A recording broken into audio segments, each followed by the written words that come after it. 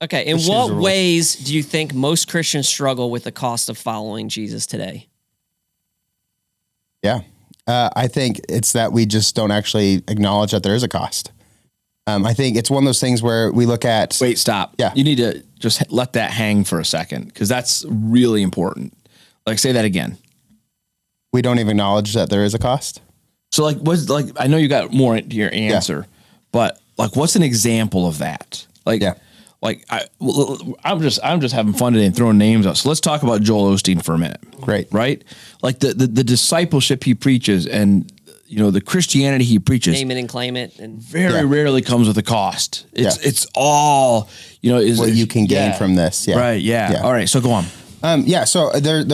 Would they call that prosperity gospel? Yeah. And let me clarify though. I mean, I don't think Joel Osteen's a false prophet. I actually do think he's a Christian pastor, and I think he's doing his best. I just think he's coming from a paradigm that is extremely stunted, and that's the world he grew up in. Well, and to the point to where also he might be animatronic. If you're someone going to that church and you want encouragement and you want to hear about a giving God, I mean, he does nail that side of it. Yeah, we're way off the map now. We are. I actually heard Rob Bell say once, and so I'm about to give credence to Rob Bell. I heard Rob Bell say once, I don't have a lot of beef with Joel Osteen because I think what Joel Osteen is trying to do is parent his church. And I think there's value in that. If you've got a church of people who just need help in life. Yeah. And he's a great life coach. He's trying to parent really them through what that. he is. I get that. I think that's the critique, right? Though it's like if self-help is what you're preaching, let's not pretend that that's the gospel. Let's not pretend that that's it's part of it. It is. And to a degree, right? It's discipleship. It's not the gospel, it's discipleship. And it's a part of it, but it's not all of it. Yeah. And I think what happens often is we only talk about sometimes the good stuff that comes from faith. We only talk about if you follow Jesus and you do his things, then your life is just going to get better. And the reality is that's just not how it works. Mm-hmm. And so one of the things that I think is a disadvantage to those of us who live really in the West, and we live in a relatively religiously free society where we can easily come to church and worship. We don't realize there's a cost because it's not forced upon us. But if you look at some of these other places in the world where to follow Jesus, to gather as the church is a risk to your life, your security, your safety, that cost is forced upon you in a sense. And so you don't have to really think about whether or not you want to pay the cost because you're paying it. For us, who are not having that cost forced upon us, it is really easy for us to forget that we are actually called to embrace a challenging faith, a faith that pushes us to do things that are uncomfortable for us. Yeah, I mean, in life, we understand the principle that you get what you pay for, right? So if I say, hey, I've got a used car, if you guys need a used car, one of my friends is selling it and he's only asking $10 for it. Are you buying that? Am I buying the car or am I buying what you're saying? Either. Yeah. No, right? No. Yeah. I mean, you saying, well, there's no way I'm getting a good used car for $10. Right. That doesn't cost enough. And it's like, at the same time, we get to our spirituality and our relationship with Christ, and we're like, yeah, sure, I'll take the cheapest, easiest route. And it's like, wait a minute. In every other part of your life, you would say that doesn't cost enough. It must not be worth much. And now we're talking about the thing that is worth the most, is the most important thing. And we're not willing to think about what the cost is. Yeah. Well, look at what Jesus said about it, right? Yeah. If that's all you got to do. He did not sell it as an easy path. Right. Yep. Young rich guy comes to him. Hey, what do I have to do to follow you? Sell all you have and give it to the poor. Right. I mean, he never sugarcoated what the process was going to be like. Yeah. Right. Yep. Yeah. And I want to make sure we're clear. We are not saying that the cost is like your way of purchasing salvation. The cost is not your way of earning it. That is covered by Jesus, and it is only through faith in him that you can be made righteous and have that life.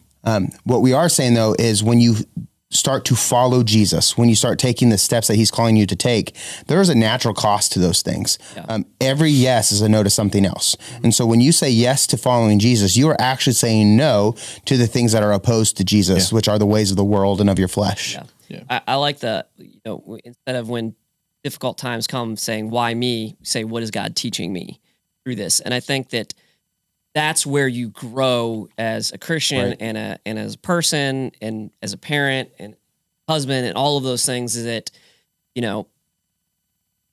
those times are tough and difficult, but when you get through them, everything else seems a little bit easier and better. And you've gotten through those difficulties. It gets back to what it says in James, count it to joy, my brothers, when you encounter trials of various kinds, because the testing of your faith produces joy. So the blessing is joy. Yeah. But it came at the cost of the testing of your faith and the trials that you endured. Yep. And so if we avoid all the trials and then we go, well, why can't I find joy in the hard things I face? Yeah. It's because you didn't endure the trials that God put before you the way that he called you to do it. Can we talk to parents for a second here? Because I think this is a great lesson for parents, because teen suicide rate, one of the reasons it's so difficult is because they don't have the life experience. They feel like what they're dealing with right now is what they're going to deal with for the rest of their life. So letting your kids struggle and do things on their own and actually lose and go through tough things produces good adults. Yeah, so this is Gen X Steve instead of Millennial Steve. Yeah. You say let your kids lose. Yeah, I think that's a good thing. I think that is so important that, we all, and we can't solve all their problems for them. We all need to learn how to lose. Yeah. Because it's, you can't learn how to win until you learn how to lose. Look at the Detroit Lions. So still haven't figured that one out. I would reframe it. It's not that you can't, you can learn to win without losing. Like there are people who win and they're just blessed and they win, right? You can't learn to overcome without learning to endure the trial. Good phrase. Yeah. So I was crockpotting this very idea this morning a little bit and thinking about discipleship. And a lot of times we think that discipleship kind of looks like this, like it's just steady climb, right? And it is absolutely not. It's this. It's valley, mountaintop, valley, and it's when you get down into those valleys, that's where the growth happens, because you got to climb out of it, right? And when you climb out of it, it's like, okay, now I've made some progress. Now I can go higher. Right. Now I can go further. It makes me think of the story when Jesus sent out the disciples and he gave them very specific rules. You can't take anything with you. You could, not even a stick, right? There's very, very specific directions. And, they went out and they came back. We don't get to hear the stories of what took place when they came back, but that there were stories there. Teaching moments. He also prepared them for rejection in that. Yes. Because he was like, look, you're going to have people who reject you, and here's how you handle it. Yeah. And move on and find someone who's going to listen. Because such great ministry advice. He's teaching resilience. Yeah. Yeah. Good. How do we get from cost to that? We just cost to was great. So should we sum up this one? That's a life lesson, though. If you got to learn how to do this in life, shake it off. If you shake it off. Yes, thank you. Is that Taylor Swift? Shake it off. Just twinned on that. That was cute. Yeah, thank you. So should we sum this up? Because there was a lot of great nuggets of wisdom there, but the original question was, in what ways do you think most Christians struggle with the cost of following Jesus today? We are too comfortable with not paying the cost that it is almost impossible for us to out of our own motive step into the challenge. I think we're right where John started. Most people struggle with even acknowledging that there's a cost. Yeah. I think once you acknowledge that there's a cost, that now you're ready to lean into it.